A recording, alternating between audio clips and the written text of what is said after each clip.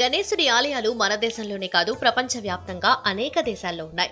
అయితే ఏ ఆలయంలోనైనా సరే గణపయ్య రూపం ఏనుగు తల మానవ శరీరంతో ఉండటం చూస్తాం. అయితే ఒకే ఒక గణపతి ఆలయంలో మాత్రం గణపయ్య మానవ రూపంలో దర్శనమిస్తాడు. ఆ ఆలయం తమిళనాడులోని తిరువారూర్ జిల్లాలో ఉంది. ఆది వినాయక ఆలయంలో నరుడిగా గణపయ్య దర్శనమిస్తాడు. దీంతో ఈ దేవాలయం చాలా ప్రసిద్ధి చెందింది. ఇక్కడి గణపయ్యను దర్శించుకోవడానికి సుదూర ప్రాంతాల నుండి భక్తులు ఈ ఆలయానికి వస్తుంటారు. పూర్వీకుల ఆత్మకు శాంతి కలగాలని ప్రజలు కూడా ఈ ఆలయంలో పూజలు చేస్తారు.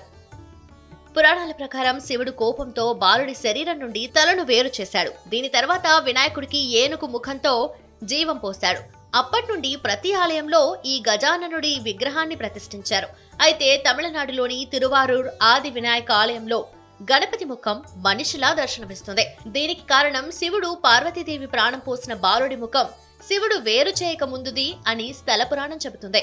ఈ కారణంగా గణపతి నరుడి రూపంలోనే ఇక్కడ పూజింపబడుతున్నాడు.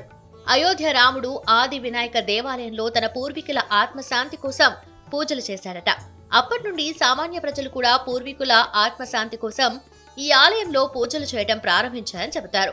అందుకే ఈ ఆలయాన్ని తిలతర్పణపురి అని కూడా అంటారట. తిలతర్పణపురి అనే పదంలోని తిలతర్పణం అంటే పూర్వీకులకు నైవేద్యం పెట్టడం, పూరి అనే పదానికి నగరం అని అర్థం. వివిధ కారణాలతో ప్రతిరోజు నరుడి రూపంలో ఉన్న బాలగణపతిని దర్శించడానికి పూజించడానికి భారీ సంఖ్యలో భక్తులు ఈ ఆలయానికి వస్తారు.